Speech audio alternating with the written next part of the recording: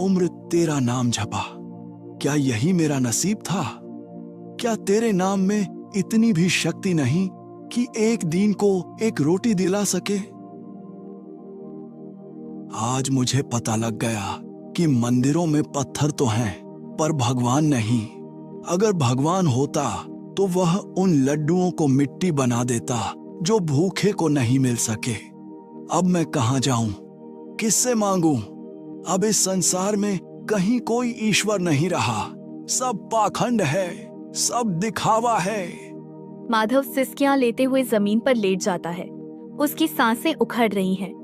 तभी अचानक पूरे वन में एक ऐसी चमक फैलती है जैसे सैकड़ों चंद्रमा एक साथ उदय हो गए हों। हवाओं में कस्तूरी की सुगंध घुल जाती है। माधव अपनी आंखें खोलता है और देखता है कि सामने एक अत्यंत तेजोमय महापुरुष खड़े हैं। वे और कोई नहीं, स्वयं कबीर साहिब जी हैं। कबीर साहिब की आभा इतनी शांत है कि माधव का सारा क्रोध पल भर में शांत हो जाता है।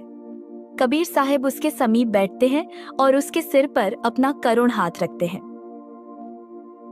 ऐ आत्मा, तूने अभी केवल शरीर की भूख देखी है, पर तू उस भूख को भूल गया है जो तुझे करोड़ों जन्मों से जन्म मृत्यु के चक्र में भटका रही है। आप कौन हैं? क्या आप मुझे भोजन देंगे या आप भी मुझे यहाँ से भगा देंगे? मैं तुझे वह भोजन देने आया हूं जिसे खाने के बाद फिर कभी भूख नहीं लगेगी। माधव सुन, तू जिस मंदिर से निकाला गया वह काल का जाल है। वहां भगवान नहीं, केवल व्यापार है। इस जन्म और मरण के इस दीर्घ रोग से 21 ब्रह्मांड के सर्व प्राणी ग्रस्त हैं। तू अकेला दुखी नहीं है। देख, जिसे तू सुख समझता है वह केवल धोखा है। चाहे वे पुण्य आत्माएं जिन्हें ब्रह्मा जी की पोस्ट प्राप्त है, भले ही वे विष्णु जी के पद को प्राप्त हैं, चाहे वे शंकर के पद को प्राप्त हैं और कोई पृथ्वीपति है, चाहे इंद्र स्वर्ग का राजा बना है, इन सबको जन्म और मरण का रोग लगा हुआ है। कोई स्थिर नहीं है। परमात्मा ने अपनी अमर वाणी में कहा है, जन्म मरण का रोग लगा या तृष्णा बढ़ रही खांसी। माधव, यह जन्म मृत्यु का रोग हमारे पीछे लगा हुआ है। असंख्य जन्म हो गए।